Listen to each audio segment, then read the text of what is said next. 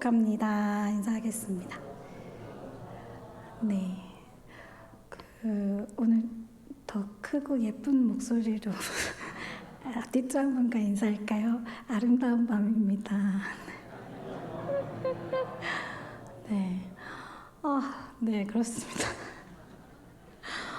유난히 더 떨리고 긴장이 되는 또 예배인데요. 우리 시간 제가 너무 긴장돼서요. 기도하고 시작해도 될까요? 기도하고 시작하겠습니다. 하나님, 하나님께서 주신 구원의 감격으로 우리가 한날 한날을 살아갈 수 있는 존재됨을 고백하며 나아가는 이 귀하고 복된 예배 가운데 부족한 자를 하나님께서 세우신 것은 인간의 계획이 아니라 하나님의 섭리이자 인도하심인 줄 믿습니다. 사람이 전하는 것이 아니라 오직 살아계신 하나님의 말씀으로 우리가 아멘으로 순종하며 나아갈 수 있는 용기를 얻을 수 있는 귀하고 복된 저녁 될 수 있도록 주님 인도하여 주시옵소서. 감사드리며 예수님의 이름으로 기도드립니다. 아멘. 할렐루야. 사랑하는 성도 여러분, 우리의 인생 가운데 참 자주 하는 말이 있습니다. 이것만 아니었으면, 이 문제만 아니었으면, 내 형편이 조금만 나았으면, 내 몸이 조금만 건강했으면, 내 몸이 하나님 앞에서 조금만 더 날아다녔으면, 우리 가정에 이런 일만 없었으면 나는 더 잘할 수 있었을 텐데, 하나님을 더 잘 섬길 수 있었을 텐데, 더 열심히 예배할 수 있었을 텐데 라는 말을 할 때가 있습니다. 우리는 자꾸 지금 나를 맡고 있는 것을 바라보고는 합니다. 그런데 오늘 본문에서는 바울은 정말로 막혀있던 사람이었습니다. 바울은 지금 매여 있습니다. 그냥 마음이 답답한 정도가 아니라 실제로 자유를 빼앗겼습니다. 바울은 복음을 들고 도시와 도시를 다니던 사람입니다. 교회를 세우고 사람들을 만나고 어디든 복음을 전하기 위해 달려가던 바울이 이제는 군인의 감시 아래 매여 있게 됩니다. 바울은 복음을 전하다가 붙잡혔습니다. 유대 지도자들의 고발을 받았고 가이사에게 상소하면서 결국 로마까지 오게 되었습니다. 그리고 사도행전 마지막 장을 보면 바울은 군인의 감시를 받으며 머물게 됩니다. 저는 바울에게 이보다 더 답답한 일이 있었을까 생각해 보았습니다. 복음을 전하는 사람의 발을 묶어 놓은 거잖아요. 저라면 하나님께 이렇게 물었을 것 같습니다. 하나님, 왜 지금입니까? 제가 밖에 나가면 할 일이 얼마나 많은데요. 하나님, 제가 지금 여기 매여 있을 때가 아닌데요, 하나님 이라고 얘기했을 것 같습니다. 그런데 놀랍게도 바울은 바울의 입술에서 전혀 다른 고백을 합니다. 우리 12절 말씀인데요, 다 같이 큰 목소리로 읽도록 하겠습니다. 시작.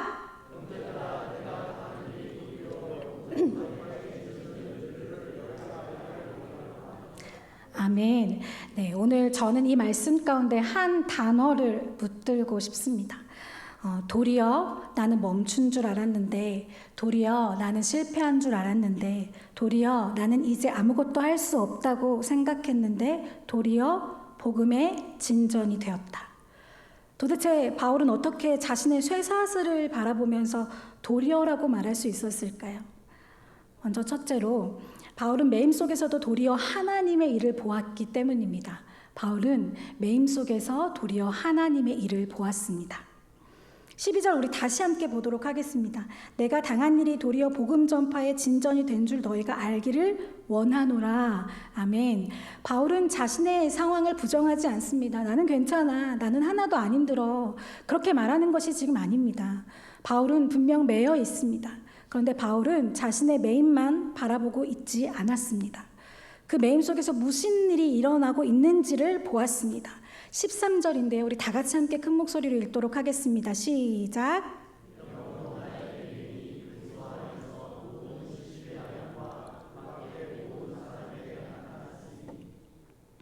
아멘. 바울이 감옥에 갇혀 있습니다. 그러나 바울은 가만히 있을 수가 없었던 거예요. 결국 시위대가 복음을 듣기 시작했습니다. 바울을 지키던 사람들이 바울을 보았을 것입니다. 왜 이 사람은 이 상황에서도 무너지지 않는가? 왜 감옥에서도 예수 그리스도를 말하는가? 왜 죽을 수도 있는 이 사람은 저렇게 여전히 겁없이 복음을 전하고 있는가? 어떻게 복음을 붙들고 있는가? 라는 질문들이 생겼을 수도 있겠죠. 이제 바울은 전도하러 어디도 마음대로 갈 수 없는 상황이었습니다. 그런데 가만히 보니까 하나님께서 전도할 사람을 바울 곁으로 보내고 계시다는 것을 바울은 영적 시력으로 보았습니다. 어쩌면 바울에게 군인이 붙은 것이 아니라 하나님께서 군인을 바울 옆에 붙여 놓으신 것인지도 모르겠습니다. 사랑하는 성도 여러분, 사람은 바울을 묶었습니다. 그러나 복음은 묶여있던 바울을 자유하게 하였습니다. 이 사실 믿으십니까? 그러나 복음은 묶여있던 바울을 더욱더 자유롭게 하였습니다. 더 놀라운 것은 14절 말씀인데요. 우리 다시 함께 큰 목소리로 읽도록 하겠습니다. 시작.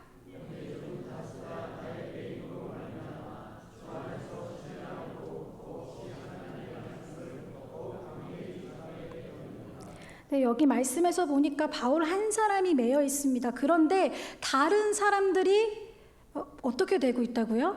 담대해지고 있다는 거예요. 한 사람의 발은 멈췄는데 복음을 들고 뛰는 사람들이 더 많아졌다는 것입니다. 바울은 그것을 보았습니다. 그래서 말합니다. 도리어. 사랑하는 성도 여러분, 우리에게도 매임이 있습니다. 경제적인 문제일 수도 있고요. 건강의 문제일 수도 있습니다. 가정의 문제일 수도 있습니다. 자녀의 문제일 수도 있고요. 아무에게도 말하지 못하는 내 마음의 문제일 수도 있습니다. 그래서 우리는 자꾸 이렇게 말합니다. 하나님, 이것만 없어지면요. 하나님, 이것만 해결되면 제가 잘할게요. 하나님, 이 문제만 지나가면 제가 열심히 예배할게요. 그런데 오늘 바울의 삶을 통해 하나님께서 우리에게 이렇게 가르쳐 주십니다. 우리 하나님은 우리가 다 괜찮아진 다음에만 일하는 하나님이 아니라는 걸요. 우리 하나님은 우리가 매여 있는 그 자리에서도 일하시는 전능하신 하나님이심을 우리에게 가르쳐 주고 계시는 것입니다. 저는 목사님의 자녀로 태어났습니다. 딸 지집에 가시나인데요. 저는 지집의 역할을 감당하고 있습니다. 태어나 보니 저희 아버지는 목사님이었고 어머니는 사모님이었습니다. 그리고 태어나 보니 저희 집은 지하였고 어린 시절 내내 저는 가난을 마주하여야 했습니다. 조금 더 자라면서 머리가 자라면서는 부모님이 잘 이해되지 않았습니다. 믿음이 없었기에 우리 부모님은 잘생기고 예쁘고 이렇게 똑똑하고 달란트도 많으신데 노래를 정말 잘하시거든요. 저희 어머니는 음치시고요. 아버지는 노래를 정말 잘하세요. 그리고 어머니에게도 놀라운 달란트들이 많았는데 어린 마음에 그게 참 이해가 되지 않았습니다. 다른 일을 하셨으면 더 부자로 사실 수 있었고 더 안락한 삶을 사실 수 있었을 텐데 우리는 왜 이렇게 늘 가난한 예배자로 살아야 하는가라는 질문이 저에게 늘 끊임없이 있었던 것 같습니다. 가난이 너무 아프고 힘들었기 때문에 저는 어렸을 때 결심했어요. 나는 절대로 사모가 되지 말아야지. 예. 그런데 참 신기하죠. 제가 자라서 결국 사모뿐만 아니라 플러스 전도 사모가 되었습니다. 여러분, 전도 사모 째라고 유튜브에 검색하시면 제가 나오는데요. 좋아요, 구독 부탁드립니다. 네, 그렇습니다. 제가 절대로 사모는 되지 않겠노라, 절대로 목회자는 만나지 않으리라 이렇게 결심을 했는데 남편을 만났고 남편이 목사님이 되었습니다. 첫째 아이 우빈이를 가졌을 때였습니다. 저는 교회 사역을 내려놓아야 했었습니다. 당시 신대원이던 남편은 파트 교육자로 한 달에 7, 80만 원 남짓한 사례비를 받았어요. 그 돈으로 곧 태어날 아기와 새 식구가 살아내야만 했습니다. 정말 앞이 캄캄하고 막막했습니다. 더 막막했던 건 사실 저희 남편이었습니다. 지금도 카페에서 보시면 커피를 물총 쏘듯이 잘 쏘고 다니는데요. 그때도 주일학교 청소년 아이들이 지나가기만 하면 붙잡아서 굳이 사달라고 하지도 않았는데 본인이 잘 쏘았습니다. 당장 애 기저귀 값도 없었는데 속이 바짝바짝 타들어가는 거예요. 출산을 얼마 남지 않은 어느 날이었습니다. 제 안에 두려움과 막막함이 막 밀려오는 거예요. 그래서 금요 성령 집회가 끝난 후에 텅 빈 예배당에서 홀로 남아서 노란 원피스를 입고, 아직도 기억이 나요. 노란 원피스를 입고 안삭이 된 빵빵한 배를 부여잡고 바닥에 엎드려서 눈물로 처절하게 기도했던 것 같습니다. 그리고 한참을 울다가 지쳐서 침묵하고 나서 입술에 이런 기도가 나오는 거예요. 하나님, 우리 세자매 잘 키워주셔서 감사합니다. 가난해서 굶은 적 없었고, 가난해서 입을 것이 없어 벌거벗지 않게 해주셨고, 가난해서 학교도 못 다녀 배움이 막히지 않게 해주셔서 하나님 참 감사합니다. 하나님이 하나님 되심이 우리 삶의 능력이 되도록 친히 저희 세자매를 키워주셔서 감사드립니다. 하나님, 우리 세자매를 그렇게 친히 양육해 주셨던 것처럼 뱃속에 있는 이 아이도 하나님이 친히 책임져 주세요. 우리 엄마 아빠가 그랬던 것처럼 나도 주신 복음 앞에 목숨 걸고 한번 살아볼 테니까 우리 세자매 키워주신 것처럼 내 자녀도 하나님이 직접 케어해 주시고 직접 보호자가 되어주시고 직접 키워주세요 라고 기도가 나오는 거예요. 그 기도가 마치자 거짓말처럼 제 마음엔 평안이 찾아왔습니다. 그 후 언젠가 남편과 재정 문제 앞에서 대화를 나누고 있었는데요. 남편이 천연덕스럽게 얘기하더라고요. 저는 문제를 이야기하고 있었는데 남편은 너무나 해맑게 저한테 이렇게 이야기하는 거예요. 근데 죄송해요. 오늘 많이 얘기해서. 네. 좀 굉장히 많이 얘기한 죄송합니다. 네. 남편이 저한테 이렇게 정말 밝은 미소를 띠면서 지혜야, 나 같은 사람이 예수님을 믿고 하나님이 나를 살려주셔서 하나님이 나를 만나주셔서 나를 불러주셔서 목회자로 키워주시고 교회에서 봉사도 하게 하셨는데 세상에 교회에서 월급까지 준다? 너무 감사하지 않아? 라고 너무 해맑게 저한테 이야기하는 거예요. 그때는 정말 쥐어받고 싶은 거예요. 그런데 세월이 지나서 돌아보니까 그 기도가 그리고 그 은혜에 감격해하던 남편의 그 고백이 참 감사함으로 마음에 남았습니다. 사랑하는 성도 여러분, 그때 저를 죄어오던 70만 원의 사례비와 막막한 현실은 저를 묶는 쇠사슬이었습니다. 그때는 그것만 보였습니다. 어떻게 살아야 하지?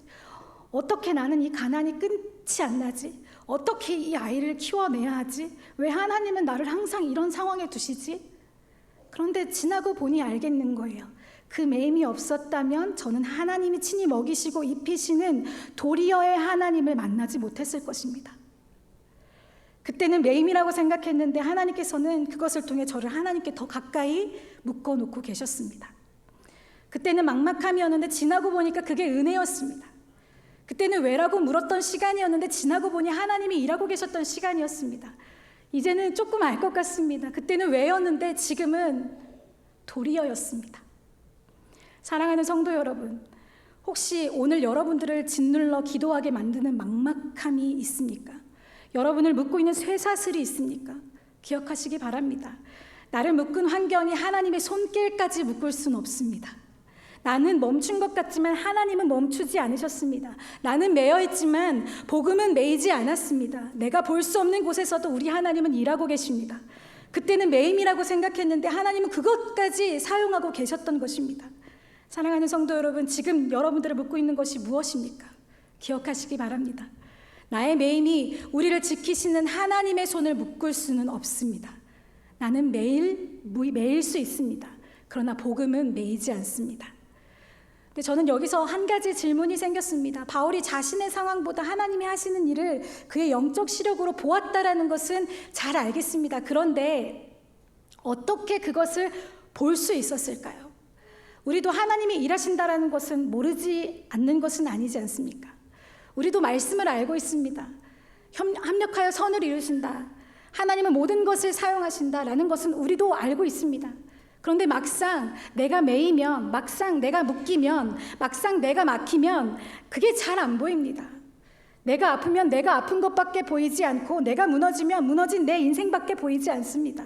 그런데 바울은 어떻게 자기 쇠사슬 너머에 복음을 볼 수 있었을까요? 저는 그 답이 이어지는 바울의 고백 속에 있다고 믿습니다. 20절 하반절과 21절인데요. 다 같이 함께 읽도록 하겠습니다. 살든지 죽든지 내 몸에서 그리스도가 존귀하게 되려 하나니 이는 내게 사는 것이 그리스도니 죽는 것도 유익함이라. 아멘. 그런데 바울은 이렇게 어떻게 자기 쇠사슬을 너머에 복음을 볼 수 있었을까요? 그것은 결국 하나였습니다. 두 번째로는 바울은 생명보다 도리어 그리스도를 귀하게 여겼기 때문입니다. 우리 다시 한번 크게 읽어볼까요? 시작. 바울은 생명보다 도리어 그리스도를 아멘. 이는 내게 사는 것이 그리스도니 죽는 것도 유익함이라. 아멘. 저는 솔직히 이 말씀이 쉽지 않습니다. 참 어렵습니다. 죽는 것도 유익하다. 어떻게 사람이 이러한 고백을 할 수 있을까요? 바울이 원래 강한 사람이어서 겁이 없는 사람이어서 죽음이 무섭지 않아서였을까요? 아닙니다. 바울에게는 자신의 생명보다 더 귀한 분이 있었습니다. 바로 예수 그리스도였습니다. 이것이 바울의 영적 시력의 비결이었습니다. 바울에게는 복음은 단순히 좋은 가르침이 아니었습니다. 종교적인 신념도 아니었습니다. 바울에게 복음은 자신을 살린 사건이었습니다. 바울은 원래 예수님을 믿는 사람들을 핍박하던 사람이었습니다. 교회를 무너뜨렸고요. 성도들을 잡아 가두었습니다. 그런데 다메섹으로 가던 길에서 예수님은 바울을 만나주셨습니다. 바울은 그날 알았을 것입니다. 나는 자격이 없는데, 나는 주님을 사랑한 사람이 아니라 주님을 대적한 사람이었는데 그런 나를 예수님께서 만나주셨다. 나를 버리지 않으셨다. 나를 살리셨다. 그러니 바울은 이 복음은 하나의 교리가 아니었습니다. 바울에게 이 복음은 은혜였습니다. 죽었던 나를 살린 생명이었습니다. 그러니까 바울은 이렇게 말할 수 있는 것입니다. 내가 살면 그리스도를 전하면 되고, 내가 사명 다하고 죽으면 그리스도를 만나면 되고. 바울에게는 그 어느 쪽도 패배가 아니었습니다. 여러분, 바로 이것 때문에 바울은 자신의 메인 너머를 볼 수 있었던 것입니다. 만약 바울에게 자신의 인생이 중요했더라면 감옥은 실패였을 것입니다. 바울에게 자유가 가장 중요했던 사람이었으면 쇠사슬은 절망입니다. 자신의 사역이 가장 중요했던 사람이었다면 지금 이 상황은 하나님의 계획을 이해할 수 없는 상황이었을 것입니다. 그런데 바울에게 가장 귀한 것은 자유도 아니고 자신의 계획도 아니고 심지어 자신의 생명도 아니었습니다. 오직 예수 그리스도였습니다. 그러니 묻는 질문이 달라지는 거예요. 내가 왜 매여 있는가가 아니라 이곳에서 그리스도가 어떻게 전해지고 있는가, 나는 어떻게 될 것인가가 아니라 이 일을 통해 그리스도가 존귀하게 되고 있는가. 사랑하는 성도 여러분, 오늘 저는 우리에게 조금 불편한 질문을 하고 싶습니다. 저와 여러분에게는 예수님이 얼마나 귀합니까? 우리는 예수님이 귀하다라고 말합니다. 귀하다라고 노래합니다. 그런데 어쩌면 우리의 믿음이 자꾸만 흔들리는 이유는 예수님이 귀하지 않아서가 아니라 예수님보다 더 귀한 것이 너무 많아졌기 때문은 아닐까요? 내 계획이 너무 귀합니다. 내 자녀가 너무 귀합니다. 내 안정이 너무 귀하고요. 내가 사람들에게 인정받는 것이 너무 귀합니다. 나의 성과가 너무 귀합니다. 내가 그려놓은 내 인생의 그림이 너무 귀한 거예요. 그러니 그것이 흔들리면 내 믿음도 같이 흔들리게 되는 것입니다. 그런데 바울은 모든 것을 빼앗겨도 마지막까지 빼앗길 수 없는 한 분이 있었습니다. 바로 예수 그리스도입니다. 저는 예배를 인도하는 사람입니다. 찬양을 인도하는 사람인 거 모두 다 아시죠? 모를 수가 없죠. 네. 그런데 솔직히 말씀을 드리면 저는 이 무대에 올라오기 전에 두려울 때가 참 많습니다. 때로는 정말 무섭습니다. 제가 저 앞에서 쓰러질 것만 같은 압박이 찾아올 때도 있습니다. 지금 내가 숨은 잘 쉬고 있는가? 들숨과 날숨은 어떻게 했더라? 제 안에서 참 많은 전쟁을 할 때가 있습니다. 겉으로는 티를 내지 않으려고 하지만 속으로는 도망가고 싶을 때가 한두 번이 아닙니다. 티 나지 않았죠? 그런데 참 이상해요. 예배가 시작되면요, 찬양이 시작되면 어느 순간 그 두려움보다 더 큰 것이 제 마음을 붙들기 시작합니다. 예배해야 한다는 것, 지금 주님을 높여야 한다는 것. 제가 강해서가 아닙니다. 저는 지금도 무지 약합니다. 그렇게 안 보이죠? 되게 약해요. 그런데 살아오면서 한 가지씩 조금씩 하나님이 가르쳐 주신 게 있습니다. 하나님이 하시면 하시는 거더라고요. 내가 완전히 강해진 다음에 하는 것이 아니었습니다. 두려움이 완전히 사라진 다음에 예배하는 것이 아니었습니다. 두려운데 그것보다 주님이 귀해서, 무서운데 그것보다 예배가 더 귀해서 그 자리에 서는 것입니다. 저는 이제 조금 알 것 같습니다. 두려움이 없는 것이 담대함이 아니라 두려움보다 더 귀한 것을 아는 사람이 담대한 거라는 걸요. 바울에게는 생명보다 그리스도가 더 귀했습니다. 그러니 죽음조차 바울을 협박할 수가 없는 거예요. 사랑하는 성도 여러분, 복음이 나를 살리신 그 복음이 우리 안에서 귀해져야 합니다. 나 같은 죄인을 살리신 그 은혜, 나 같은 사람을 포기하지 않으시고 지금까지 키워내신 그 은혜, 내가 하나님을 잘 붙들어서 여기까지 온 것이 아니라 수없이 넘어지고 수없이 무너지는 나를 하나님께서 놓지 않으시고 여기까지 데리고 오신 그 은혜, 복음이 다시 우리 안에 귀해질 때 비로소 우리는 내 메인보다 하나님의 하시는 일들을 볼 수 있는 것입니다. 그런데 성도 여러분, 정말 그리스도가 내 생명보다 귀해지면 우리 삶에는 반드시 한 가지 변화가 나타납니다. 그것이 뭐냐면 결과에 대한 집착을 내려놓기 시작합니다. 왜냐하면 내가 원하는 결과가 가장 귀한 것이 아니라 그리스도가 가장 귀하기 때문입니다. 바울은 지금 풀려날지 죽을지 아무도 모르는 상황입니다. 그런데 20절에서 이렇게 말해요. 살든지 죽든지. 바울에게 그리스도가 가장 귀해지자 마침내 자기 인생의 결과까지 하나님께 맡길 수 있게 된 것입니다. 마지막으로 바울이 메인보다 도리어 복음을 볼 수 있었던 그 이유는 결과보다 도리어 그리스도의 영광을 구했기 때문입니다. 우리 다시 함께 읽도록 하겠습니다. 시작.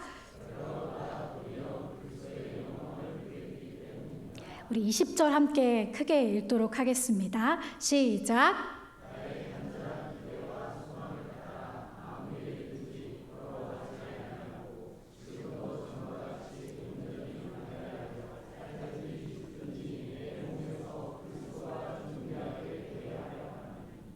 아멘.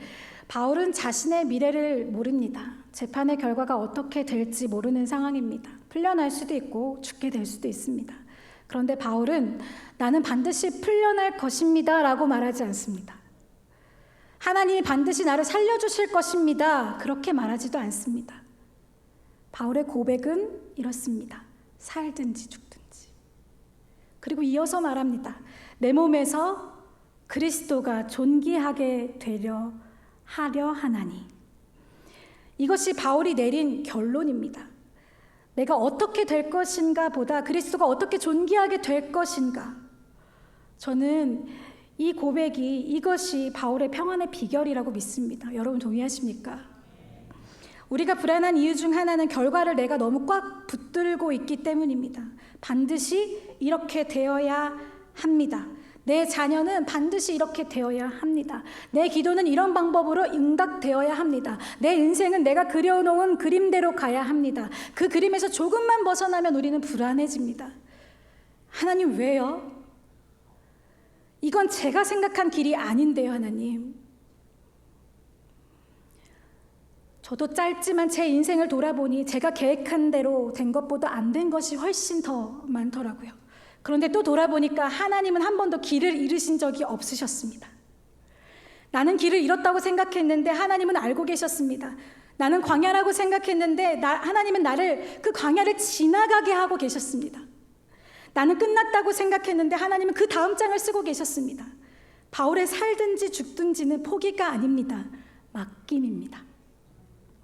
주님 살려주시면 제가 기꺼이 주님의 말씀 앞에 나아가겠습니다. 주님 저를 살려주시면 남은 이 생애를 주님께 내어드리겠습니다. 복음을 전하겠습니다. 그러나 죽는다면 주님께 가겠습니다. 다만 한 가지, 어떤 결과가 오든 내 삶에서 그리스도만 존귀하게 하소서 라는 이 바울의 고백은 온전히 맡김이라는 것입니다.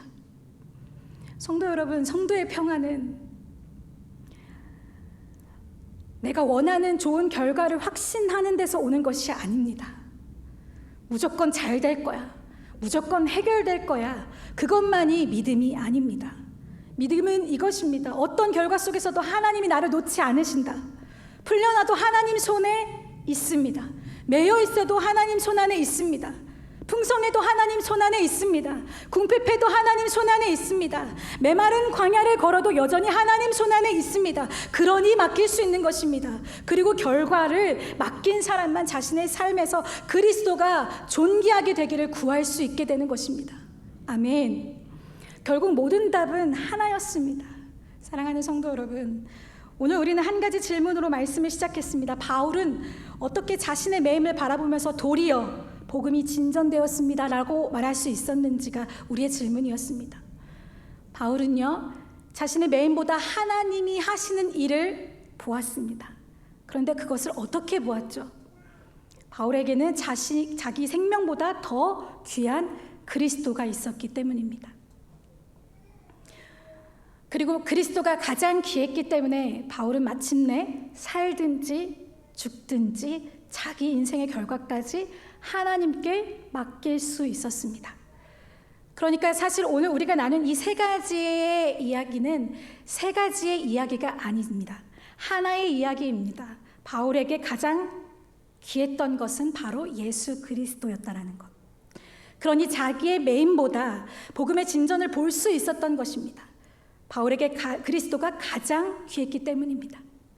그러니 살든지 죽든지 결과를 하나님께 맡길 수 있었습니다. 모든 답은 결국 하나였습니다. 다 같이 읽겠습니다.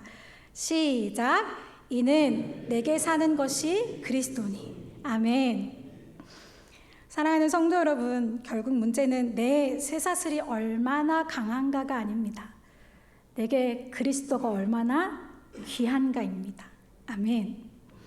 오늘 여러분을 묻고 있는 것은 무엇입니까? 이것 때문에 나는 안 돼. 이것 때문에 내 인생은 멈췄어. 이것만 아니었더라면. 그렇게 생각했던 것이 있습니까? 바울의 손에도 쇠사슬이 있었습니다. 그러나 바울은 알았습니다. 내 손에 쇠사슬이 하나님의 손을 묶을 수 없었다라는 것을요. 나는 멈춘 것 같지만 하나님은 멈추지 않으셨습니다.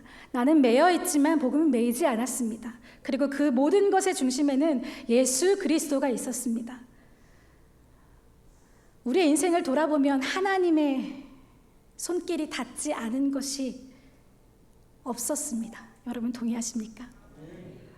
사랑하는 성도 여러분, 어쩌면 오늘 우리의 기도가 하나님 이 쇠사슬을 빨리 풀어주세요였다면 거기서 한 걸음 우리는 더 나아가야 할지도 모르겠습니다. 주님, 내게 주님이 다시 가장 귀하게 하소서.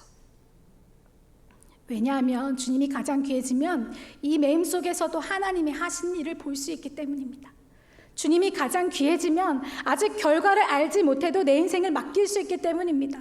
주님이 가장 귀해지면 살든지 죽든지 내 삶의 가장 큰 소원이 바뀌기 때문입니다.